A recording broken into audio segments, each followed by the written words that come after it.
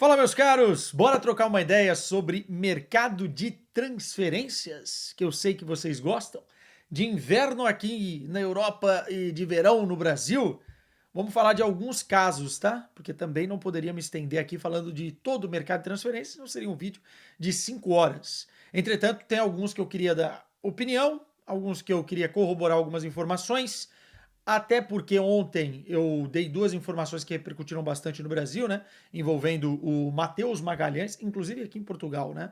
Matheus Magalhães, goleiro do Braga, e a sondagem, o interesse do Bahia, e também envolvendo Andrés Garcia, né? Jogador espanhol, jovem de 21 anos, e aí envolve clube português, o interesse do Sporting, outros interessados e a sondagem do Corinthians, né? Que é um movimento interessante. A gente vai trocar uma ideia por aqui, aproveitando também o público corintiano que me acompanha aqui de uma forma muito fiel, né? E aí também é quase redundante, Corinthians e fiel. De qualquer forma, quero falar também de Nkunku e Matistel, essa história entre Chelsea e Bayern de Munique. E quero falar de Kvaratskhelia, cara, no Paris Saint-Germain, né? Colomouani na Juventus, Kvaratskhelia indo para o Paris Saint-Germain, uma transferência na casa dos 70 milhões de euros e que para mim pode ser a grande bomba desta janela, deste mercado. Até aqui e vamos ver se não muda. Falaremos de outros casos também. Então, portanto, chegou aqui, curtiu o conteúdo? Deixa um like, deixa os seus comentários e também se inscreve no canal. Estava acompanhando agora há pouco a rodada da Bundesliga. Vou fazer vídeo amanhã sobre o jogo do Bayern de Munique e devo passar também sobre as outras partidas. O Bayer Leverkusen voltou a vencer. O Eintracht Frankfurt voltou a vencer com propriedade, inclusive com uma aula de futebol do seu Marmouche.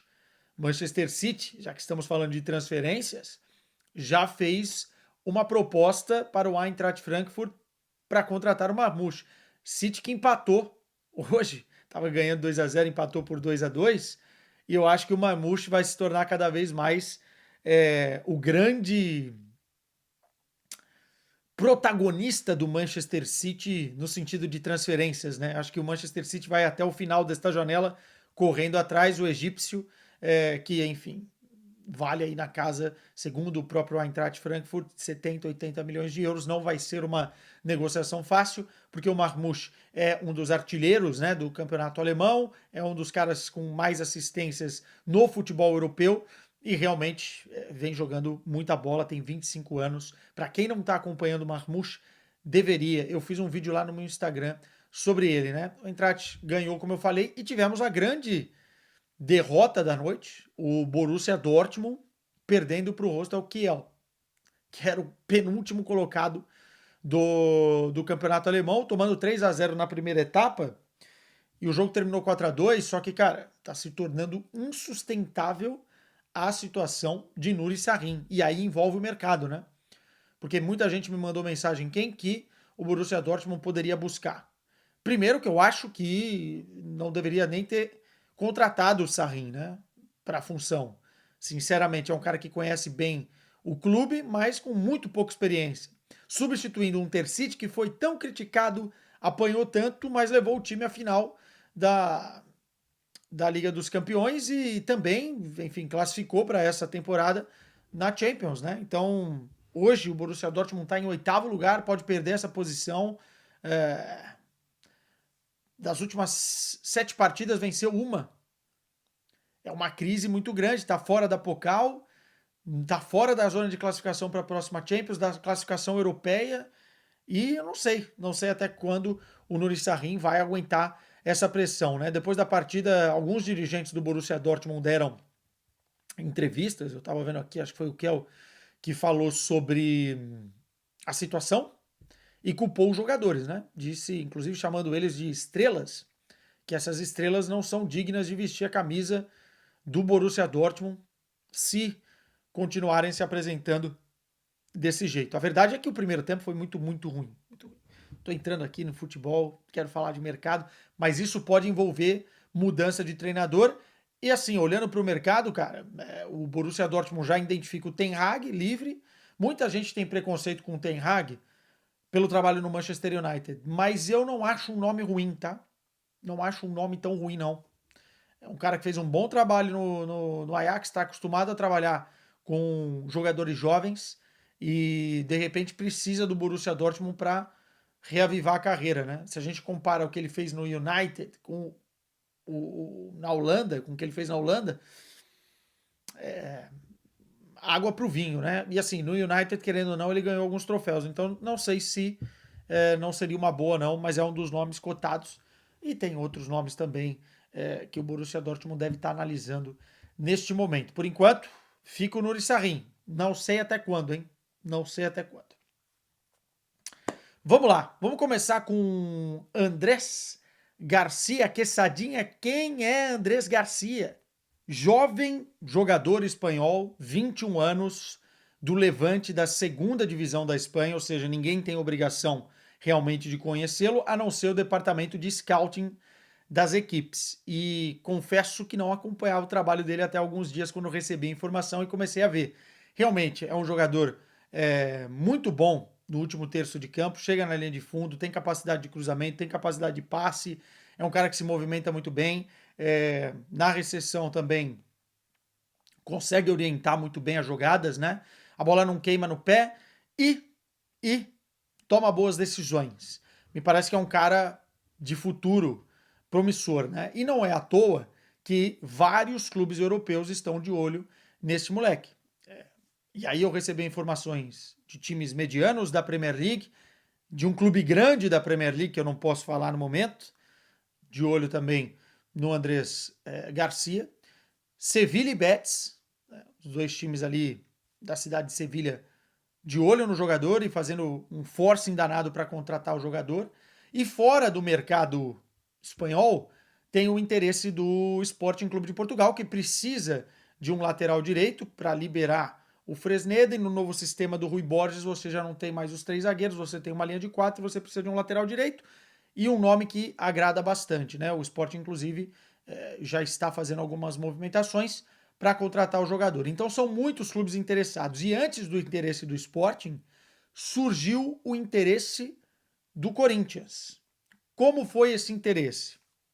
O Corinthians identificou, por meio do seu departamento de scouting, alguns jogadores, e já vem fazendo esse trabalho há algum tempo, pelo que me falaram. E o Andrés surgiu como uma possibilidade para substituir o Fagner. O Mateuzinho seria o titular, mas você tem um cara promissor, jovem, para competir pela posição. Né?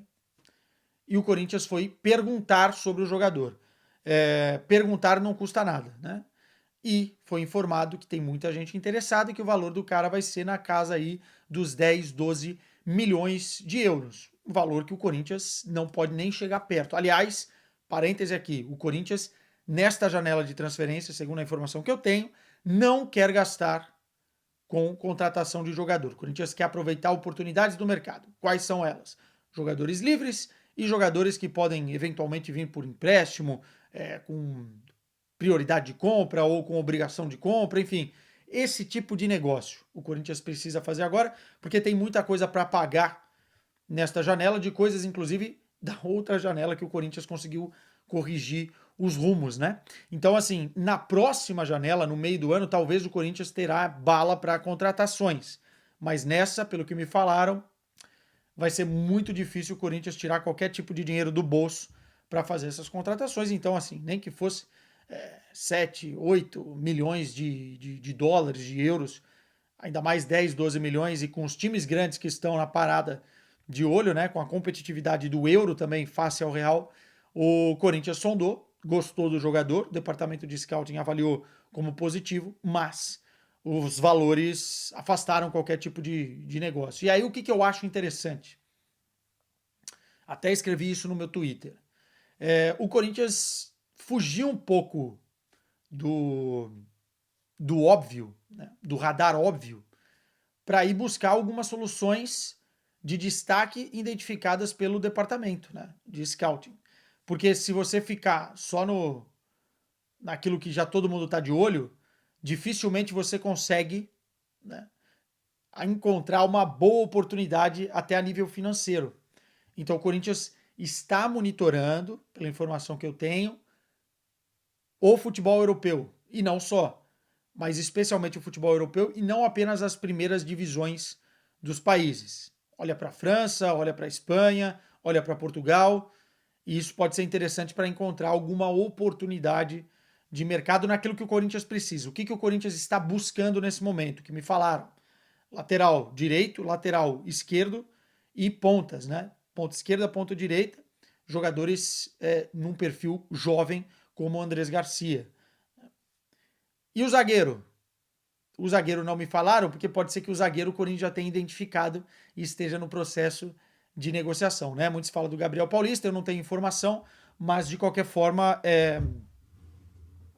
o Corinthians está buscando essas soluções no mercado e é óbvio que um zagueiro já deve estar no radar, já deve estar inclusive identificado alguns alvos, porque é a grande prioridade, né? O Fabinho Soldado, que na época de Flamengo, né, junto com o seu time, inclusive pessoas que estão no Corinthians hoje, trouxeram o Pablo Mari, né, que foi um achado na época, enfim, com a aprovação do Jorge Jesus e deu muito certo. Talvez ele queira repetir algo parecido nessa receita, né, sair um pouco do óbvio, que eu acho muito positivo, obviamente, com todas as dificuldades financeiras que o Corinthians passa. O Andrés Garcia vai ficar para outro clube, né? Vamos ver se o Sporting também quer pagar os 10, 12 milhões de euros numa janela de inverno. Não é algo tão simples para o Sporting assim. Dependendo, vai ter que fazer algum negócio com outro clube, enfim. Mas isso são cenas do próximo episódio, ou dos próximos episódios. Falando um pouquinho de Bayern de Munique, tem esse interesse no Nkunku, né? Jogador que o Bayern já monitorizava de longe, né? Desde da época de RB Leipzig. Tem muita gente que hoje trabalha no Bayern de Munique que é fã do jogador. Hoje está no Chelsea com 27 anos. O Chelsea tem um interesse no Matistel, jogador, atacante, né? De 19 anos, francês. Ou seja, uma troca entre os dois jogadores e um dinheiro envolvido não está descartada, né? A informação explodiu nesta terça-feira que o Bayern de Munique vai para cima do Nkunku, que hoje é reserva no Chelsea, mesmo que tenha que pagar o valor cheio. Esse valor cheio seria na casa dos 70, 80 milhões de euros. Caso tenha essa troca, o valor seria diluído. O que eu acho disso? A minha opinião sobre isso? Eu, sinceramente, acho uma grande bobagem. Primeiro porque o Nkunku não se provou no Chelsea. É bom jogador? Muito bom jogador. Não para esses valores hoje, com 27 anos. É um jogador que se machuca muito, e o Chelsea, a passagem dele, basicamente é uma passagem pelo departamento médico. E você colocar o Matistel na troca, ainda eu acho mais grave, porque para mim o Tel é o futuro dentro do Bayern de Munique. É um jogador que ainda erra em tomada de decisão, é um jogador que muitas vezes tem que jogar improvisado e não na função dele de origem, que é um segundo atacante ou até mesmo um centroavante, porque a forma com que o Bayern de Munique joga pede isso, né? Então ele tem que jogar caindo pela esquerda, mas é um jogador que já se provou em termos de talento, inclusive na equipe principal. Então você liberar um jogador de 19 para pegar um jogador de 27 e ainda ter que pagar mais um valor por isso, e um jogador que se machuca muito, eu não acho um bom negócio. Não acho um bom negócio, até porque pelo esquema que o Bayern de Munique joga, você até poderia, com o Harry Kane, ter um Nkunku e Harry Kane, né? Porque o Harry Kane é um cara móvel e consegue abrir espaço e, enfim, jogar com dois atacantes. Mas no esquema que o Bayern joga, né, num 4-2-3-1, você precisa muito mais jogadores de beirada e que estejam bem, né? Porque tem muitos no departamento médico também, do que propriamente o Nkunku. E gastar essa grana, enfim, não acho um negócio assim maravilhoso como alguns tentaram pintar nessa terça-feira. Acho que o Bayern de Munique tem que ficar de olho e atento, e eu não abriria a mão do Matistel. Não abriria a mão. É um jogador que precisa melhorar em alguns aspectos, mas eu não abriria a mão, não. E aí, para a gente finalizar o nosso giro de mercado, a grande bomba até agora no inverno surgiu hoje, né? O Kvaratskhelia. Já se falava do interesse do Paris Saint-Germain, o Conte tinha dito que o Paris Saint-Germain teria que pagar na casa dos 80 milhões de euros, basicamente ficou na casa dos 75, 70 mais 5 de objetivos, e o Kvaratskhelia, aos 23 anos, vai ser jogador do Paris Saint-Germain. Eu dizia muitas vezes em vários programas, em vários MFMs, né, Melhor Futebol do Mundo, que o Paris Saint-Germain precisava de uma pimenta a mais, precisava de um talento diferente. Porque tinha uma boa base como equipe, e aí eu acho realmente que o Paris Saint-Germain tem bons jogadores jovens. O Vitinha, o João Neves, a defesa não é tão ruim. Você tem o Nuno Mendes na esquerda, que é uma sempre boa opção. Enfim, você tem o Barcolá, você tem o Zarieme, enfim, você tem vários jogadores jovens que você precisa desenvolver. Só que faltava um cara desequilibrador, né? Um cara diferente. E eu acho que o Kvaratskhelia é esse cara, apesar de midiaticamente ele não ser uma bomba, como por exemplo seria eventualmente um Salah, né? Que, enfim, não renovou com o Liverpool, só para brincar aqui com os pensamentos. Mas eu acho que o Kvaratskhelia é muito, muito bom jogador. É um jogador que na Eurocopa fez boas partidas. É um jogador que na temporada 2022-2023 arrebentou naquele Napoli fazendo a dupla com o Osimhen ali. Na temporada passada ele não conseguiu ir tão bem, mas os números não são tão ruins. Eu acho que são 11 gols e 9 assistências durante 40 jogos. Antes disso, na temporada anterior, tinha dado 17 assistências, também dobrado o dígito em número de gols. E eu acho, sinceramente, que é uma boa contratação, tá? Mesmo pagando esse nível de valor. É bom para o jogador, que é jovem, é bom para o clube, que contrata um jogador que ainda pode explodir ainda mais do que foi aquela temporada com o Napoli. Entretanto, tem um ponto de interrogação aqui, que é o Barcolá. É um jogador que é ponta esquerda. O Barcolá é um dos melhores jogadores do time, uma promessa que o clube queria investir. É ponta esquerda. Não dá para você jogar com os dois naquele setor. Você vai ter que adaptar ou o Kvaratskhelia ou o próprio Barcolá. Um dos melhores jogadores do PSG aqui, você abre mão para contratar o Kvaratskhelia. Não acho que vai ser esse o caso. Acho que vai tentar. O Luiz Henrique vai ter que dar uma adaptação ali. Mas de qualquer maneira, eu gosto muito do movimento. Acho que é um jogador que historicamente não é um cara que causa problemas, enfim. E talvez nas mãos do Luiz Henrique seja aí um cara muito interessante. Então eu gostei do movimento, apesar de achar que tem essa questão com o Barcola e que o Paris Saint-Germain deveria priorizar um centroavante, que é o que está faltando para o Paris Saint-Germain muitas vezes nos jogos, colocar a bola para dentro. Enfim, a ver até o final desse mercado. Kolo Muani vai para a Juventus, né? Aí é um outro molde de negócio, mas abre um espaço e o Paris Saint-Germain, portanto, com a sua contratação bombástica. Meus caros, voltaremos em breve, hein? Digam aí se vocês gostaram do vídeo de mercado para falar mais sobre o mercado da bola e trazer as opiniões barra informações que eu tenho. Ah, faltou falar do Matheus Magalhães. A torcida do Bahia me mata. Não tem muito diferente daquilo que a gente publicou no site oficial da TNT Esportes. O Matheus Magalhães foi sondado pelo Bahia, é uma das opções do Bahia e o clube tentou entender quanto o Braga pediria para liberá-lo, porque ele tem contrato, né? Ele está com 32 anos, ele tem contrato até o meio de 2027. O Braga quer uma quantia de 3 milhões de euros para liberá-lo já. O Matheus, por sua vez, quer sair, está há 11 anos no clube, tem vontade de voltar a jogar no futebol brasileiro, vê o Bahia como um grande projeto, com um grande treinador. Tem o aval do Rogério Ceni na contratação, é um jogador que joga muito bem com os pés, é um jogador que consegue também ter uma capacidade decisiva debaixo das traves, né? Enfim, e trabalha muito, cara. Quando eu fui no Braga fazer a entrevista com ele, tava conversando com algumas pessoas ali no bastidores, era o cara que mais treinava, era o cara que aparecia cedo, o primeiro a chegar, o último a sair, vinha no final de semana trabalhar, trabalha demais.